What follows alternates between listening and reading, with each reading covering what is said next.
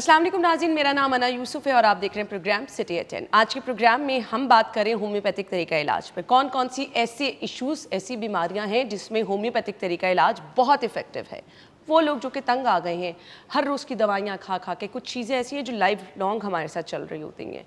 वो चाहे हमारा हार्मोन इम्बैलेंस का इशू है, वो चाहे डायबिटीज़ है, high blood pressure, sugar, different ऐसे अमराज जिसमें आप कहते हैं कि जी अब हमें कुछ डिफरेंट इलाज चाहिए, या फिर कुछ लोगों का बहुत ज़्यादा ट्रस्ट है होम्योपैथिक पे, अगर है तो वो क्यों है। कुछ लोग कहते हैं अच्छा जी इसमें तो बहुत ज़्यादा टाइम के बाद जो है वो रिजल्ट सामने आना शुरू होते हैं। बच्चों के लिए क्या ये होम्योपैथिक की मेडिसिन इफेक्टिव हैं, इस पर भी हम बात करेंगे। हमारे साथ क्लिनिकल साइकोलॉजिस्ट और होम्योपैथिक स्पेशलिस्ट मौजूद हैं जी। डॉक्टर मारिया मुर्तज़ा साहिबा ने हमें ज्वाइन किया है। अस्सलाम वालेकुम डॉक्टर साहब। वालेकुम सलाम। कैसी हैं आप? अल्हम्दुलिल्लाह बिल्कुल ठीक। आप thank you so much. Thank you जी, मैं भी बिल्कुल ठीक ठाक हूँ। बहुत बहुत शुक्रिया आपके टाइम के लिए। सबसे पहले होम्योपैथिक तरीका इलाज बेसिकली है क्या? होम्योपैथिक की अगर फ़िलॉसफी की बात की जाए तो ये बेसिकली लाइक क्योर लाइक्स पे रिलाई करती है। जैसे कि कोई सब्सटेंस अगर आपकी बॉडी में कोई किस्म के सिम्टम्स या डिजीज़ बना रही है, तो वही सब्सटेंस अगर बहुत डाइल्यूटेड फॉर्म में आपको दी जाए तो वो आपको शिफा का काम करती है। उसके अलावा होम्योपैथी की जो मेडिसिन है वो बिल्कुल नेचुरल सब्सटेंसेस से बनी हुई है, सो इसके कोई साइड इफ़ेक्ट्स नहीं है। 80% of the homeopathic medicine are made from plants and then other than that minerals और एनिमल्स से उससे बनी होती हैं। इसलिए ये भी बहुत मशहूर है कि होम्योपैथी के कोई साइड इफ़ेक्ट्स नहीं होते, और इसका रीज़न ही ये है कि ये बिल्कुल नेचुरल सोर्स से बनी होती है। और सबसे इम्पॉर्टेंट बात, होम्योपैथी जो कि आपको रूट कॉज ट्रीट करती है, it does not treat the disease, it treats the person itself. और सबसे पावरफुल बात इसमें मैं होम्योपैथी की ये कहूँगी कि for to persons with same disease, for example, homeopathy में उन दोनों के लिए डिफरेंट मेडिसिन हैं, बिकॉज होम्योपैथी हर इंसान को यूनिक समझती है। उसकी डिटेल केस टेकिंग की जाती है जिसके अंदर बहुत सारे क्वेश्चंस होते हैं। मेरी क्लिनिक में भी पेशेंट्स आते हैं तो I take a whole case जिसमें उनके स्ट्रेस लेवल्स, उनके टेम्परामेंट्स, उनकी डाइट, उनकी लाइफस्टाइल और दूसरे काफ़ी क्वेश्चन होते हैं। This must take me 30 minutes, sometimes 1 hour. इससे पेशेंट को सेटिस्फैक्शन भी होती है कि उनको इतना सुना गया, उनको समझा गया, उनका होम्योपैथी पे ट्रस्ट बिल्ड होता है, और this is how it treats the root cause.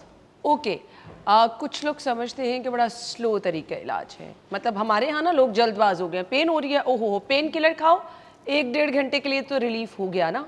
हालांकि उसको रिपीट करना बार बार, उसके तो बहुत ही खतरनाक नतीजे होते हैं, हम सब लोग जानते हैं। एंटीबायोटिक की यहाँ पर लोगों को आदत हो चुकी है अनफॉर्चुनेटली। नहीं फ़र्क पड़ा, चलो जी 1 दिन बाद 2 दिन बाद आप एंटीबायोटिक बार बार लेते चले जा रहे हैं, तो हमारे लोग हैं जल्दबाज। और जब हम होम्योपैथिक तरीका इलाज पे आते हैं, ये बड़ा स्लोली वर्क करता है। सो ये क्या मिथ है कि ट्रू है कि वाकई ही ये थोड़ा स्लो इलाज है? ये एक्चुअली बहुत ही इंपॉर्टेंट क्वेश्चन आपने मुझसे पूछा है जिस पे मैं ज़रूर बात करना चाहूँगी। देखिए, होम्योपैथी एक स्लो इलाज है, ये एक बहुत ही बड़ा मिथ है जिसको हमने अब बहुत अच्छी तरीके से साइंटिफिकली प्रूव किया है। फॉर एग्जांपल, अगर होम्योपैथ के पास आप आते हैं with symptoms of diarrhoea, flu या एलर्जी, तो वो आपको लिटरली विद इन मिनट्स या फ्यू आवर्स ठीक करता है। अब आप बताएं इससे फास्ट क्या हो सकता है? बिल्कुल। लेकिन अगर कोई क्रॉनिक डिजीज़ हो, फॉर एग्जांपल आर्थराइटिस है किसी को, या कोई स्किन एलर्जीज, इन्फेक्शंस है which are a long standing disease, then of course it takes time, because के एज आई टोल्ड यू कि होम्योपैथी आपके रूट कॉज की तरफ जाती है। इट फाइंड्स आउट कि क्यों हुआ है। फॉर एग्जांपल, अभी आपने जैसे पेन किलर की बात की, तो एलोपैथी के जैसे मैंने होम्योपैथी का कहा, इट क्योर्स लाइक। एलोपैथी की फिलॉसफी है opposite cures opposite. If you have inflammation, they will give you anti-inflammatory. If you have, for example, pain, they will give you painkiller. If you have infection, they will give you antibiotics. ठीक है, ताकि वो चीज़ suppress हो जाए। Homeopathy suppression treatment में नहीं मानती। Okay. वो हील करती है आपको naturally from the root cause, जिसकी वजह से उसके रिजल्ट्स भी सस्टेनेबल रहते हैं। और जब आपको फॉर एग्जांपल एक चीज़ ठीक हो जाती है, फॉर एग्जांपल मेरे पास स्किन के काफ़ी डिजीज़ के पेशेंट्स आते हैं, हार्मोनल इम्बैलेंस के आते हैं, डाइजेस्टिव इश्यूज़ के आते हैं, सो स्ट्रेस और एंजाइटी के आते हैं, तो उनको वो वापस रिलैप्स नहीं करते सिंस क्योंकि जो आपकी रूट कॉज है उस पे काम हो। काम हो ठीक चुका होता है। है। एनी साइड इफेक्ट बच्चों में, बड़ों में? homeopathy is extremely safe for everyone, even for pregnant ladies, Okay. and even for infants, I would tell you. Why? Because as I told you कि ये natural sources से बनी हुई है, और सेकेंडली ये बहुत ज़्यादा डाइल्यूटेड फॉर्म में दी जाती है, जो कि आपकी इम्यूनिटी को एक्टिवेट करती है, और आपकी जो बॉडी की नेचुरल हीलिंग सिस्टम है उसको ही इम्यूनाइजेशन का इसका इफेक्ट है। ग्रेट, बच्चों से स्टार्ट कर लेते हैं। Sure, sure. मुझे एक दफ़ा मेरी बेटी छोटी थी और वो जब दांतों वाले प्रोसेस पे आई ना, तो किसी ने कहा कि बायो 24, पता नहीं बायो 21 है, 21 यस, वो देना शुरू करो।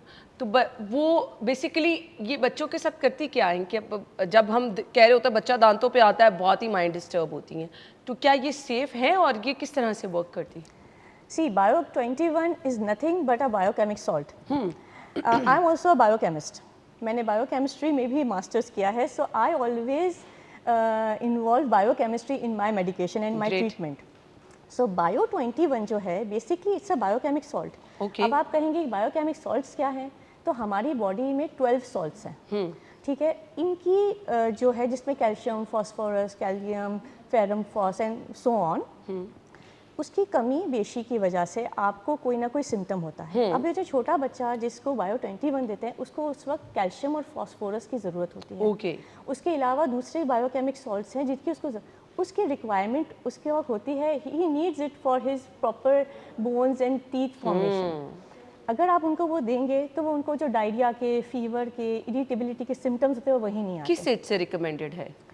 आप उनको 6 मंथ्स पे दे सकती हैं जब टीथिंग प्रोसेस स्टार्ट होता है, बिकॉज इट्स वेरी बहुत ही इजीली आप उसको डिजोल्व करके भी दे सकती हैं, और उसको मैं आपको रिकमेंड करूंगी कि आप उसको 1 ईयर तक बच्चे को देती रहें। ओके। उससे बच्चे की ओवरऑल हेल्थ भी इम्प्रूव होगी, और ये Great. बिल्कुल, और ये इसको आप न्यूट्रिएंट लीजिएगा, इसको मेडिसिन लीजिएगा भी नहीं। चलें जी, ये तो अच्छी बात है। अच्छा जी, इसके अलावा बच्चों की कौन कौन से ऐसे आपको लगता है कि अमराज हैं जिसमें होम्योपैथिक तरीका इलाज बहुत इफ़ेक्टिव है?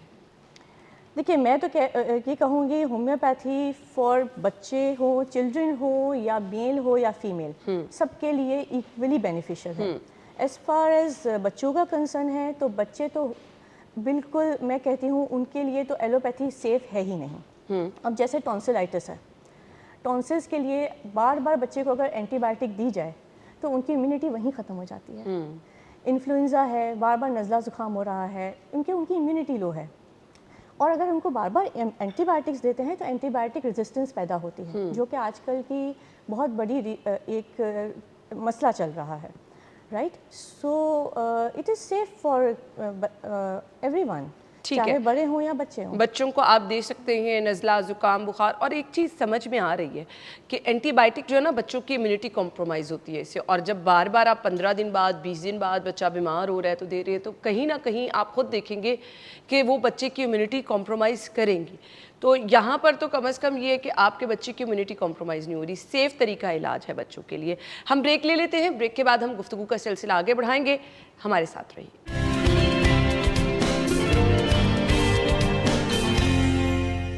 Welcome back once again. So मर्द और ख़वातीन अगर एक होम्योपैथिक तरीका इलाज करवाना चाह रहे हैं तो इफ़ेक्टिव तरीका इलाज कौन सा है, इस पे हम बात करने वाले हैं। अच्छा जी, ख़वातीन में PCOS का मसला बहुत ज़्यादा है, सो होम्योपैथिक तरीका इलाज इसमें किस तरह से काम करता है? PCOS आजकल यंग गर्ल्स में बहुत कॉमन है, और उसके रीजंस हैं हमारी, फर्स्ट ऑफ ऑल है लाइफस्टाइल, ठीक है। आजकल की जो बच्चों की लाइफस्टाइल, बैठे रहना, मोबाइल देखना, और होम्योपैथी का जहाँ तक इलाज की बात है तो जो PCOS के सिम्टम्स हैं जिसके अंदर weight gain, acne, hair fall, hair thinning, mood swings, anxiety, ये सारी चीज़ें होम्योपैथी हार्मोनल बैलेंस को लेके चलती है। होम्योपैथी में बेशुमार ऐसी मेडिसिन हैं जो कि PCOS के जो हार्मोनल इम्बैलेंसेस की वजह से जो उनके अंदर साइड इफ़ेक्ट्स आते हैं या जो सिम्टम्स आते हैं उसको ग्रेजुअली हील करती है। फिर आहिस्ता आहिस्ता उनका वज़न भी कम होने लगता है, स्किन भी क्लियर होने लगती है, पीरियड्स रेगुलर हो जाते हैं, जो कि सबसे बड़ा साइन है PCOS का। साथ साथ अगर आप PCOS के साथ, मैं इसमें थायराइड का भी कहूँगी, क्योंकि थायराइड भी आजकल फीमेल्स में बहुत कॉमन नज़र आ रहा है, और उसकी वजह से उनको फैटीग, मेटाबॉलिज्म का issue, again skin issue, hair बाल गिरना शुरू हो जाते हैं। बिल्कुल बिल्कुल। तो होम्योपैथी इन तमाम हार्मोनल इश्यूज़ को जो कि इंसुलिन रेजिस्टेंस की वजह से हो रहे हैं या एंड्रोजन हार्मोन्स की फ्लक्चुएशन की वजह से हो रहे हैं या एस्ट्रोजन या प्रोजेस्टेरोन की इम्बैलेंस की वजह से हो रहे हैं, उनको बैलेंस करती है। जब वो एक साथ बैलेंस होते हैं तो सारे ही symptoms at the same time ठीक होते हैं। यू नो, अगर कोई PCOS का पेशेंट मेरे पास आता है, I don't just focus on her periods, I focus on her all the symptoms at the same time. और वही बात जो मैंने आपको कहा कि होलिस्टिकली उसको फ्रॉम द इनसाइड आउट हम लोग ट्रीट करते हैं ताकि Great. उसको फ्रूटफुल रिजल्ट्स मिले और कंप्लीट रिजल्ट्स मिले। अच्छा, अब वेट लॉस एक बहुत बड़ा इशू है और अब मैंने बहुत सारे लोगों को देखा है जो इस मसले के शिकार होते हैं ना, उनको डिप्रेशन होना शुरू हो जाता है, मल्टीपल इशू साथ आना शुरू हो जाता है ना। आप एंग्जाइटी, डिप्रेशन, कोई बार बार आपको कह रहा है कि अच्छा जी, अब अगर कोई इलाज करवाना चाह रहा है अपना वेट लॉस खास तौर पर करने और सेफ भी हो, क्योंकि हम जब भी वेट लॉस करना चाहते हैं ना तो वो जल्दी के चक्कर में हम उसके बहुत खतरनाक नतीजे सामने ले आते हैं। तो किस तरह से होम्योपैथिक तरीका इलाज में इसका इलाज है? अभी हमने जैसे PCOS और थायराइड की बात की। PCOS और हाइपोथायराइड में वेट बढ़ता ही है। उसके अलावा फीमेल्स का वेट बढ़ता है ज़्यादा और स्टक हो जाता है उस वक्त जब वो पेरीमेनोपॉज फेज से गुजर रही होती हैं। तो ये बात मैं आपके प्रोग्राम के थ्रू ज़रूर उन लेडीज़ को कन्वे करूँगी जो 35 प्लस से 50 प्लस में हैं और वो पेरीमेनोपॉज और मेनोपॉज फेज से गुजर रही हैं। सो यहाँ पे आपको ये समझना है कि ये आपको कोई डिजीज़ नहीं हुई है, ये आपकी बॉडी की एक ट्रांजिशन फेज़ है। आपकी बॉडी वन फेज़ से लेके सेकंड फेज़ में जा रही है। इस फेज़ में ओवरीज का फंक्शन थोड़ा स्लो हो जाता है, which is a natural biological process, और दुनिया की हर औरत को उसके थ्रू जाना है। अब उसमें जहाँ वेट की बात आ जाती है तो वेट इस स्टेज में स्टक हो जाता है। रीज़न ये है कि आपके एस्ट्रोजन लेवल्स ड्रॉप होते हैं। जब एस्ट्रोजन लेवल ड्रॉप होते हैं तो बॉडी अपनी एक सेल्फ हीलिंग मैकेनिज्म स्टार्ट करती है, क्योंकि उसको लगता है कि अब मेरे पास कुछ कम है, जिससे एडिपोज टिश्यूज़ या फैट टिश्यूज़ खास करके एब्डोमिनल एरिया में, थाइज़ में, हैंड्स में बनना शुरू हो जाते हैं। और ये एक नेचुरल HRT एनवायरनमेंट यानी कि hormone replacement therapy natural body अपना कर रही होती है for its own defence mechanism. यहाँ पे मैं एक और बात भी कहूँ कि जो ये एस्ट्रोजन है for the females, it is not only related to the periods. ये आपके माइंड, आपके बोन्स, आपकी थॉट्स, आपकी स्लीप, आपके जैसा आपने कहा एंग्जाइटी, डिप्रेशन। तो पेरीमेनोपॉज की खवातीन जो मेरे पास भी आती है यही कहती है कि डॉक्टर मेरी लाइफस्टाइल बिल्कुल ठीक है, मैं बहुत हेल्दी खाना खाती हूँ, मैं अच्छी स्लीप ले रही हूँ, मेरी डाइट भी बिल्कुल ठीक है, मैं फिजिकली भी एक्टिव हूँ, लेकिन मेरा वेट स्टक हो गया है। सो प्लीज़ इसको एक्सेप्ट करें। और वेट मैनेजमेंट की जहाँ आपने बात की, प्लीज़ कोई रैंडम ट्रीटमेंट्स ना लें। आपको जो करना है वो ये करना है, आपको अपना स्ट्रेस मैनेज करना है by doing yoga, by doing exercise को अपना रूटीन बनाएं, हेल्दी न्यूट्रिशनल डाइट लें, ये बहुत ज़रूरी है। अपनी स्लीप साइकिल को इम्प्रूव करें। बिल्कुल, गुर्दे की पथरी का इलाज कहा जाता है होम्योपैथिक में बेहतरीन है। बिल्कुल, जी जी। तो किस तरह से? देखिए, गुर्दे की पथरी का माशाल्लाह अल्हम्दुलिल्लाह मेरी प्रैक्टिस में भी बहुत सारे सक्सेसफुल ट्रीटमेंट्स हैं, जिस पे ना सिर्फ उनकी गुर्दे की पथरी खुद ब खुद होम्योपैथिक मेडिसिन से क्रश होकर ड्रेन आउट हो जाती है थ्रू यूरिन, राइट। और उसके बाद इसका सबसे बड़ा फ़ायदा है कि इसमें रीअकरेंस नहीं होती। हाँ, वो रिपीट होती है ना कुछ लोगों की बार बार। काफ़ी पेशेंट्स आते हैं जो लेज़र करवा के ट्रीटमेंट करवा के आ रहे होते हैं, वो कहते हैं पहले थी अब वापस आ गई है डॉक्टर साहब, अब मैं क्या करूं। और अनफॉर्चुनेटली ये भी एक बहुत बड़ा अलमिया है कि लोग एलोपैथी और दूसरे सारे ट्रीटमेंट्स करके आखिर में होम्योपैथी को एज अ लास्ट रिजॉर्ट समझते हैं और फिर आते हैं, और अल्हम्दुलिल्लाह शुक्र है कि फिर उनको हमेशा के लिए फ़ायदा भी हो जाता है। कुछ बड़ी बीमारियां, कैंसर, हेपेटाइटिस, इनका इलाज भी है सेफ? देखिए, ऐसी बीमारियों में it all depends case to case. Okay, case की सिवियरिटी पे डिपेंड करता है ऑफ कोर्स, लेकिन एज आई टोल्ड यू कि होम्योपैथी करती क्या है, होम्योपैथी आपके सेल्फ डिफेंस मैकेनिज्म को एक्टिवेट करती है, आपकी बॉडी के वाइटल फोर्स, वाइटल एनर्जी को इतना एक्टिवेट करती है कि आप उस एलिमेंट को what ever, may it be cancer, may it be anything else, tumour, मेरे पास हैं पेशेंट्स, उसको फाइट बैक करें। कैंसर सेल्स भी मर जाते हैं बिकॉज के बॉडी का जो सेल्फ डिफेंस मैकेनिज्म है ये बहुत स्ट्रॉन्ग है। हमारे अंदर ट्रिलियंस ऑफ बैक्टीरियाज हैं, तो क्या हम हर वक्त बीमार रहते हैं? नहीं, बिल्कुल। लेकिन कुछ बैक्टीरियाज जो हमें अफेक्ट करते हैं उनको हमने सिर्फ उसकी इम्यूनिटी बूस्ट करके उससे फाइट बैक करना होता है, एंड दैट इज़ ऑल सही। The science behind homeopathy. सही। लास्ट क्वेश्चन पूछना चाहूँगी, बहुत सारी ख़वातीन परेशान हैं जी बांझपन की वजह से, सो इसका इलाज क्या है होम्योपैथिक? देखिए, बांझपन भी एक ऐसी चीज़ है जो कि प्रॉमिसिंग नहीं की जा सकती, राइट। अगेन मैं यही कहूँगी it depends case to case, लेकिन इनफर्टिलिटी के बहुत सारे केसेस होम्योपैथी ने रिजॉल्व किए हैं। तो मैं यही कहूँगी कि आप आएँ, अपना पूरा केस दें, बिकॉज हम लोगों के पास one size fits all medicine नहीं होती। हर किसी की We अपनी take a अपनी हिस्ट्री है case. ना, आपकी एग्जैक्टली। हार्मोनल हिस्ट्री, आपकी जेनेटिक हिस्ट्री, आपकी फिजिक, आपके mental stress, emotion, family background, हर चीज़ को देख के बहुत matter करती इनफर्टिलिटी। हैं चीज़ें, लेकिन बिल्कुल। यस, इनफर्टिलिटी का इलाज है ज़रूर, ठीक और है। माशाल्लाह से बहुत अच्छे पॉजिटिव रिजल्ट्स भी आते हैं। सही, यानी बहुत सारे सवालात जो आपको लग रहा था कि शायद ये तरीका इलाज स्लो है, शायद उतना इफ़ेक्टिव नहीं है, तो आज हमने इन डिटेल डिस्कस किया है कि कोई भी मसला हो, होम्योपैथिक तरीका इलाज जो है वो चाहे स्लो थोड़ा करता है लेकिन मसले की जड़ तक पहुंचता है और उसको ख़त्म करता है। थैंक यू सो मच जी, बहुत बहुत शुक्रिया आपके टाइम के लिए। हम ब्रेक लेंगे, आपको ज्वाइन करेंगे ब्रेक के बाद। स्टे विद अस।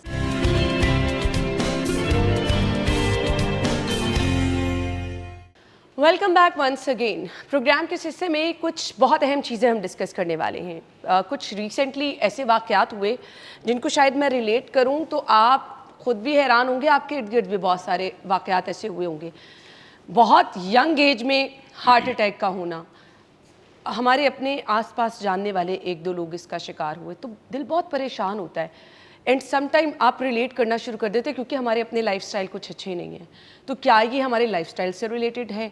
क्या ये चीज़ें हो क्यों रही हैं? और फिर एक आपने सोशल मीडिया, क्योंकि आजकल तो हर कोई यूज़ कर रहा है तो आपने सोशल मीडिया पे देखा होगा, लोगों ने कहना शुरू कर दिया जिसने कोविड वैक्सीन लगाई भाई उसको हार्ट अटैक हुआ है। कन्फर्म चीज़ें हैं ये, बहुत सारी ऐसी चीज़ें हैं।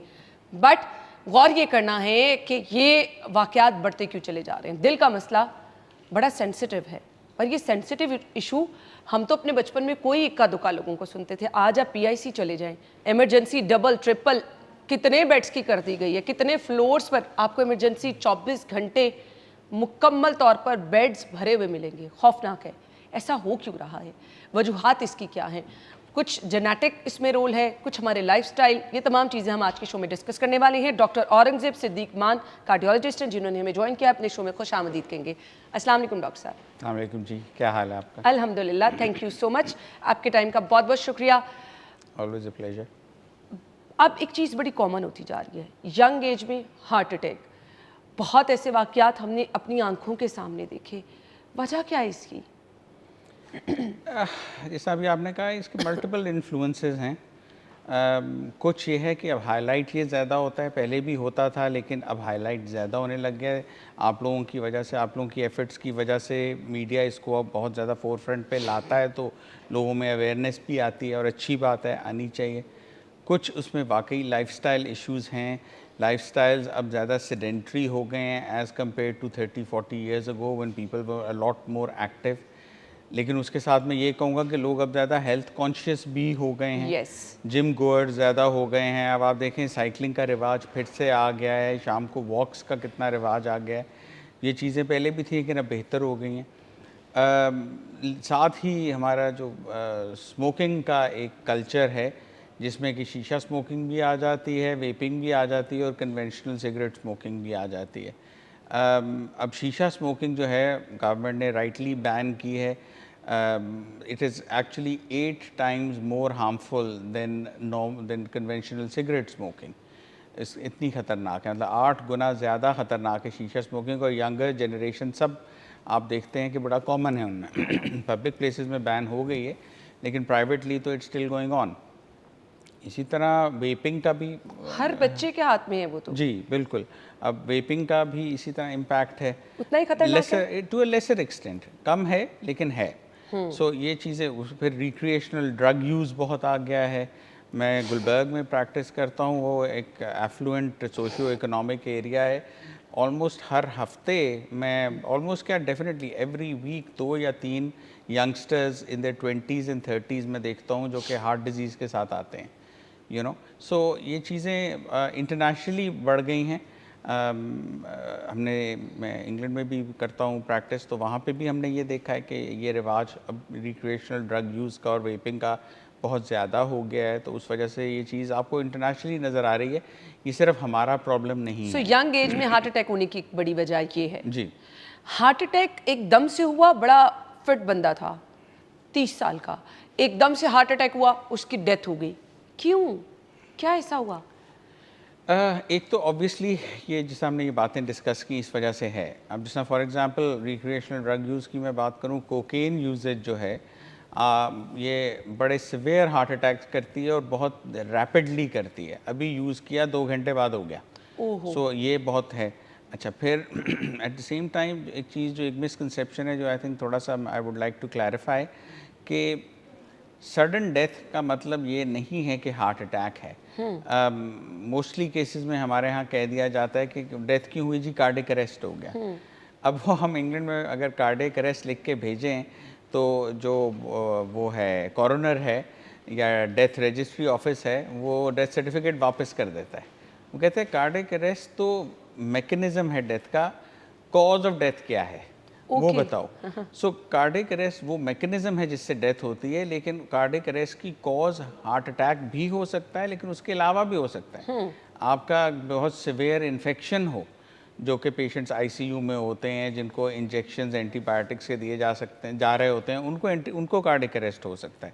पेशेंट्स जिनका एक्सीडेंट होता है और बहुत ज़्यादा ब्लीडिंग हो जाती है, उससे कार्डियक अरेस्ट हो सकता है। सडन शॉक से कार्डियक अरेस्ट हो सकता है। सो वो जो लोग जिनकी एकदम डेथ होती है, उसमें हमें ऑटोमेटिकली एज्यूम नहीं करना चाहिए कि ये हार्ट अटैक है। और उसमें I would ask the government के थोड़ा सा रेगुलेशन को चेंज करें कि कॉज ऑफ डेथ जो है वो डिफाइन होनी चाहिए। Cardiac arrest cause of death नहीं है, cardiac arrest mechanism of death है। ओके, यानी दोनों में डिफरेंस है। हम हार्ट अटैक और कार्डियक अरेस्ट को दोनों को डिफरेंट दोनों चीजें हैं। Exactly. आपको जो एक पता चलता है कि बड़ा हेल्दी बंदा था और उसको एकदम से वो कहते हैं जी हार्ट अटैक हुआ, कार्डियक अरेस्ट होता है, और उसमें कोई ट्रॉमा भी हो सकता है, बिल्कुल। उसमें कोई परेशानी भी, एकदम बंदे को कुछ ऐसा बड़ा सदमा हो सकता है कि उसकी डेथ हो गई। जी बिल्कुल, I mean sudden bad news, okay, you know, किसी को सडन पर्सनल लॉस हुआ है, फाइनेंशियल लॉस हुआ है, anything, shock, fear, you know, उससे लोगों को हो जाता है। तो that is very much possible. वो अक्सर नौजवानों को मोहब्बत में नाकामी पे भी हो जाता है। ऐसी हमने सोशल मीडिया दिल की बातें हैं, बिल्कुल बिल्कुल बिल्कुल। तो ये वैसे रियलिटी आजकल ऐसा कम हो रहा है, लेकिन होता है। खैर, हार्ट अटैक या फिर दिल के कोई भी अमराज स्लोली प्रेजेंट कैसे करना शुरू करते हैं, जिनको हम इग्नोर कर रहे होते हैं, कुछ ऐसे सिम्टम्स जो कि अलार्मिंग हैं बट हम इग्नोर कर देते हैं। आई am glad you brought this up, because इस बारे में भी एक दो चीज़ें हैं जो कि ग्लोबली लोगों में एक क्लैरिटी गवर्नमेंट्स क्रिएट करने की कोशिश कर रही हैं। आम तौर पे सोचा जाता है कि हार्ट अटैक होगा तो छाती में बहुत दर्द होगी, बहुत घुटन होगी, मरीज बहुत घुटन नहीं दर्द होगी और मरीज़ बिल्कुल दर्द से तड़प रहा होगा या मरीज़ बेहोश हो जाएगा। बिल्कुल ये सब हो सकता है, लेकिन वास्ट मेजॉरिटी ऑफ केसेस में तकरीबन 60 to 70% इफ़ नॉट हायर, उनमें दर्द नहीं होती, मरीज़ बिल्कुल नहीं तड़पता, मरीज़ बिल्कुल नहीं बेहोश होता। मरीज़ हमारे सामने बैठा हुआ कह रहा होता है कि मुझे ऐसे फील हो रहा है डॉक्टर साहब जैसे मेरी छाती पे बोझ है, यस, मुझे छाती में घुटन महसूस हो रही है। एज अ कार्डियोलॉजिस्ट जब मेरे सामने मरीज़ बैठ के कहता है मुझे छाती में दर्द है, मेरे जो इमीडिएट रिएक्शन होता है वो ये होता है कि ये हार्ट अटैक नहीं है। लेकिन अगर वो मुझे मेरे सामने बैठ के कहे कि डॉक्टर साहब मुझे छाती में घुटन महसूस हो रही है, तो मैं कहता हूँ इसकी फ़ौरन ईसीजी करवाओ।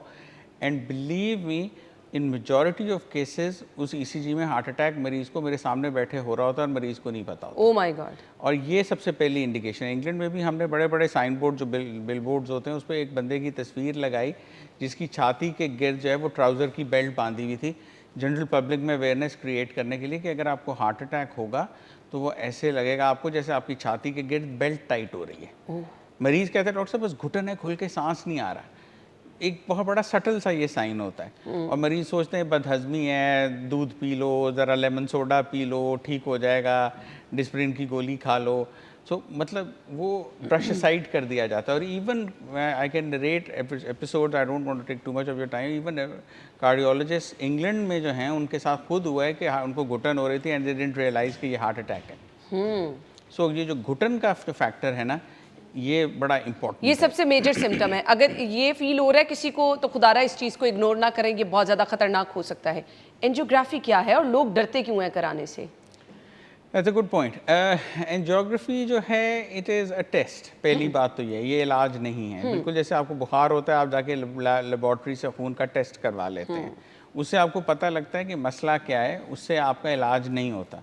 सो first of all it's a test. Okay. और ये बड़ा सिंपल टेस्ट है, बड़ा सेफ टेस्ट है। लोग घबराते इसलिए, लोग कहते हैं वो दिल का टेस्ट है, दिल में नालियाँ डालेंगे, दिल में पता नहीं क्या क्या करेंगे। ये बहुत सेफ टेस्ट है। कट वगैरह लगाया जाता है कोई? नहीं, बल्कि ये भी एक अच्छा कि आपने जिक्र कर दिया। हम जब एंजियोग्राफी कर रहे होते हैं तो आई एश्योर यू कि हमारी जो ट्रॉली है जिस पे सारा एंजियोग्राफी का सामान सेट किया जाता है, उसमें ब्लेड होता ही नहीं है। ओके। मतलब ज़रूरत ही नहीं है। अब इतनी फाइन इक्विपमेंट आ गई है, हमने जो एक ट्यूब पास करनी होती है अंडर द स्किन, वो इतनी फाइन है कि वो खुद ही स्लिप इन कर जाती है। Okay. You don't have to, बहुत रेयर केसेस में हमें कट लगाना पड़ता है। पेशेंट को एनेस्थीसिया दिया जाता है? नहीं, पेशेंट होश में होता है, बिकॉज जिल्द के नीचे एक बार हम चले जाएं तो वहाँ पे दर्द का पहलू अल्लाह ताला ने रखा ही नहीं है। मरीज को पता ही नहीं लगता। हम सिर्फ जिस एरिया से जाते हैं उस एरिया को सुन करते हैं। ओके। वो हार्डली 1 सेंटीमीटर का छोटा सा एरिया होता है। 4 से 5 मिनट में एंजियोग्राफी हो जाती है। बहुत सेफ है, बल्कि इसकी जो सेफ्टी है वो हम ये कहते हैं कि it is safer than actually flying in an aircraft. सब लोग जहाज़ पे उड़ते हैं। Your chances of dying as a result of angiography is less than your chances of dying in an air crash. So aircraft crash होने में आपकी death का चांस ज़्यादा है। अब कितने जहाज़ क्रैश होते हैं? पिछले दिनों में तो काफ़ी हो रहे थे, लेकिन जनरली कितने क्रैश होते हैं? सो मतलब कि ये बहुत सेफ टेस्ट है। यूनाइटेड स्टेट्स में तो अब उन्होंने वो जो उनकी बहुत बड़ी चेन है डिपार्टमेंटल स्टोर्स की, वॉलमार्ट, उसमें उन्होंने सीटी एंजियोग्राम लगा दिए। उन्होंने कहा कि आप जब आएँ घर की सब्जियां शॉपिंग ग्रोसरीज करने, जितनी देर में आपकी फैमिली ग्रोसरी करेगी उतनी देर में आपकी एंजियोग्राफी कर देंगे। सो बहुत सेफ टेस्ट है, बहुत सिंपल टेस्ट है और ये आपकी जान बचाएगा, इससे घबराएं नहीं। तो अगर आपको डॉक्टर साहब कहते हैं कि आपने एंजियोग्राफी करानी है तो वो एक परेशानी सी हो जाती है, ओहो ये क्या होने जा रहा है, तो ये एक टेस्ट है जिससे फिर आपका बाकी का प्लान कि आपका इलाज किस तरह से होना है वो डिसाइड किया जाता है। तो इससे बिल्कुल नहीं घबराएं। ब्रेक ले लें, ब्रेक के बाद आते हैं। Stay with us.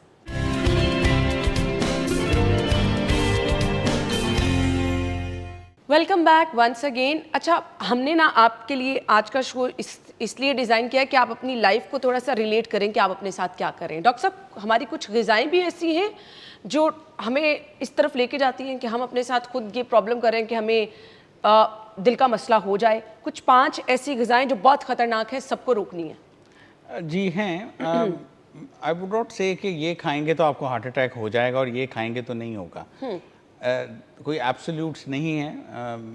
Human body में बहुत वेरिएशंस हैं, लेकिन जनरली जो फैटी फूड्स हैं वो जो हैं they have been implicated as a cause of the heart attack. Fatty foods में क्या क्या आ जाता है? उसमें आपकी तले हुए जितनी चीज़ें हैं, तली हुई, आपके कबाब, तले हुए शामी कबाब और चपली कबाब से लेके आपके फ्राइड चिकन तक, जो सब बड़े शौक से खाते हैं, तली हुई चीज़ें वो। फिर आपकी बेकरी प्रोडक्ट्स, जिसमें कि क्रीम प्रोडक्ट्स बेकरी की आती हैं, जो ब्रेड है या केक रस्क है या इस तरह की चीज़ें, वो नहीं, लेकिन जो बेकरी प्रोडक्ट्स जिसमें कि केक्स, पैटीज़, पेस्ट्रीज़, वो बहुत ज़्यादा इम्प्लिकेट होती हैं हार्ट डिजीज़ में।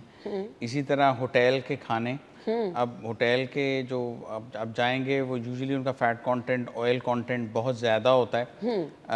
हमारे खानों में बहुत होता है। हमारे खाने को आप कंपेयर करें कॉन्टिनेंटल डिशेस से या चाइनीज़ डिशेस से या जापानीज़ डिशेस से, तो उनमें तेल नज़र भी नहीं आ रहा होता। हमारे खानों में तेल लाहौरी तैर रहा खाने होता है। तो बिल्कुल ही ऐसे घर में। बिल्कुल बिल्कुल। उसके मुकाबले में आप चाइनीज़ खाना खा के इतना लाइट होता है, घंटे बाद फिर भूख लग जाती है। हमारा खाना खाओ तो अगले दिन दोपहर को खाना खाने को दिल नहीं करता। ऐसे ही है। तो वो ये फैट कंटेंट इन खानों में काफ़ी ज़्यादा होता है। फिर इसी तरह हम देसी घी के बारे में कहते हैं कि वो अवॉइड करें। तेल के बारे में पेशेंट्स पूछते हैं तो मैं कि कौन सा इस्तेमाल करें, मैं कहता हूँ जो मर्ज़ी इस्तेमाल करें, क्योंकि सब इक्वली बुरे हैं, कोई भी अच्छा नहीं है।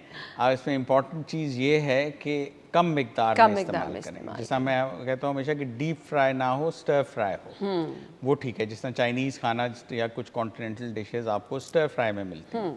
सो ये चीज़ें वो हैं जो कि हार्ट अटैक को कॉज करती हैं। इन देर वेल नोन। ज़रूरी नहीं है कि हर केस में करें, लेकिन मोस्टली केसेस में करती हैं।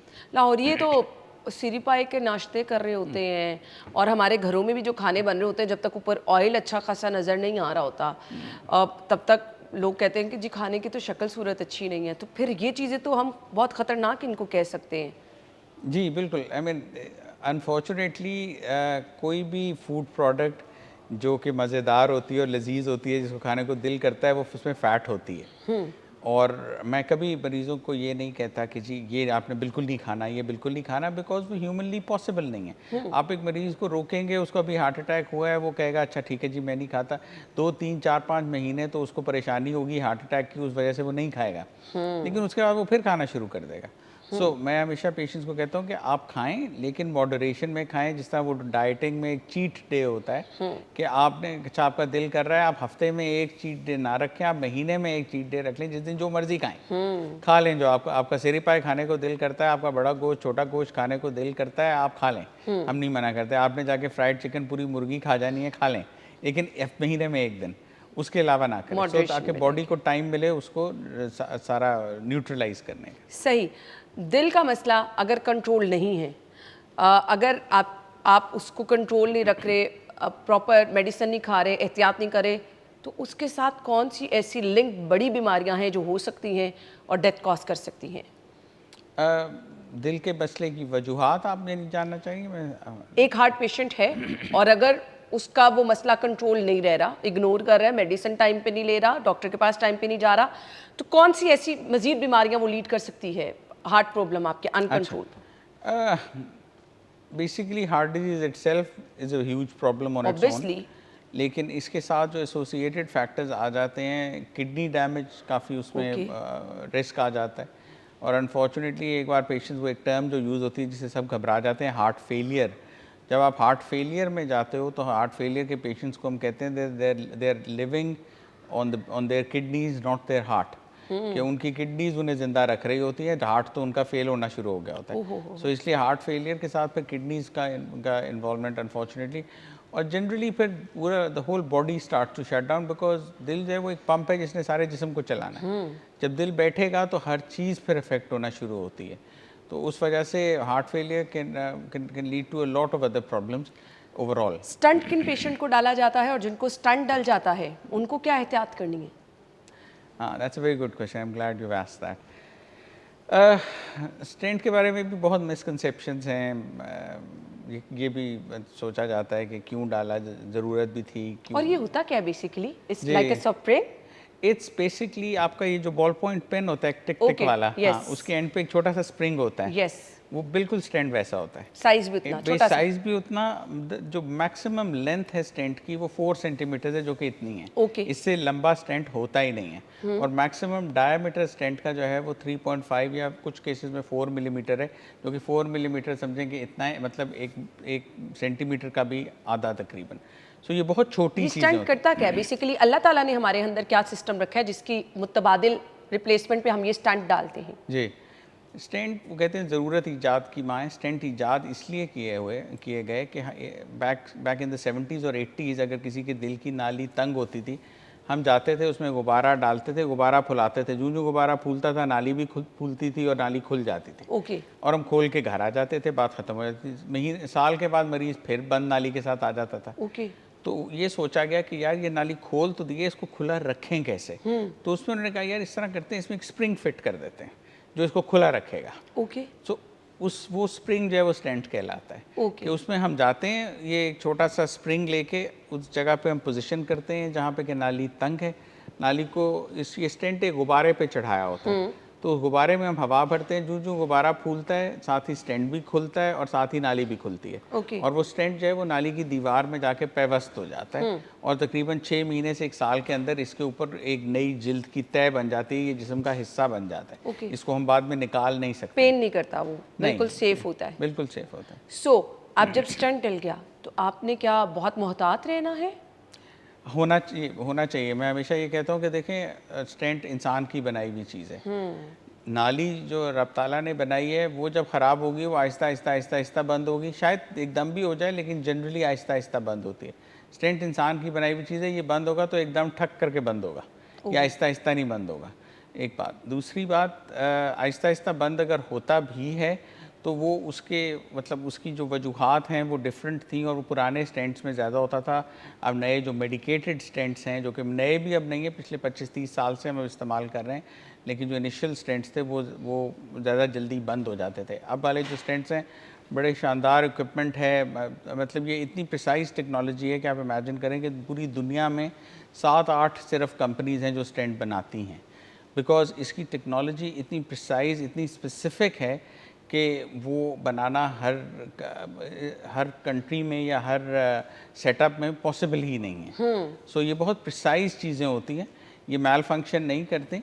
हाँ, एक बार स्टेंट डाल दें तो कुछ एहतियात ज़रूर करना चाहिए। जैसा फॉर एग्ज़ाम्पल डायबिटिक्स जो होते हैं, डायबिटिक्स में हम हमेशा ये मेडिकेशन वाला स्टेंट, कोटेड स्टेंट जिसे हम बोलते हैं, वो डालते हैं। वो डायबिटीज़ जो है वो स्टेंट को ख़राब करती है। ओके। मैं I practice in Dubai as well, तो वहाँ पे अरब्स ने जो है वो डायबिटीज़ को कहते हैं मर्ज़ उम्मुल खबाइस, कि डायबिटीज़ जो है ये तमाम खबासतों की माँ है, ये हर मर्ज़ को जन्म देती है। सो वो चीज़ें जो हैं वो स्टेंट्स को ख़राब करती हैं, और इसी तरह वो जो फैटी फूड्स की बात हुई वो भी। ये दिल की नालियाँ सिकुड़ती कैसे हैं, क्या वजूहात बनती है इसकी?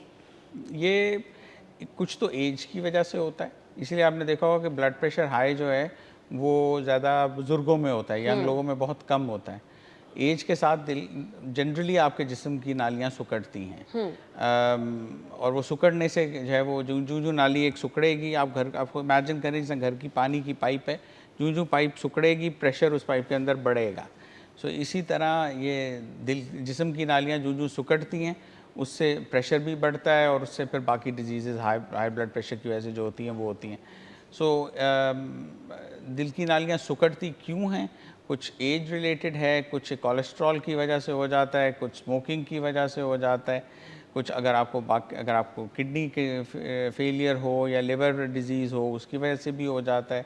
सो मल्टीपल रीजंस हैं इसकी, और कोई एक रीज़न अलोन नहीं करती इसको, ये सारी चीज़ें कंट्रीब्यूट करती हैं। कोलेस्ट्रॉल के मरीज़, फैटी लिवर के मरीज़, जिनको ये मल्टीपल इशू हैं, तो उनको रिस्क फैक्टर है कि दिल का मसला हो सकता है, उन्हें अपने इन इश्यूज़ को कंट्रोल रखना है, प्रॉपर डॉक्टर के पास जाना है, ताकि ये मसला जो है उनका टाइमली जो है वो हल हो सके। अदरवाइज़ बड़ा मसला जो है वो हो सकता है। एहतियात, जी, क्योंकि हम कहते हैं ना prevention is better than cure. एक मैसेज आपका चाहिए देखने वालों के लिए? one of the messages would be prevention is better than cure, to be honest with you.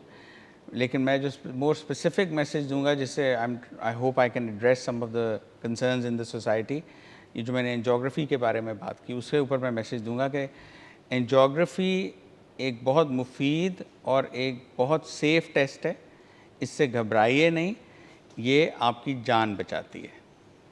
चलें जी, इसी नोट पे हम आपसे इजाज़त चाहेंगे।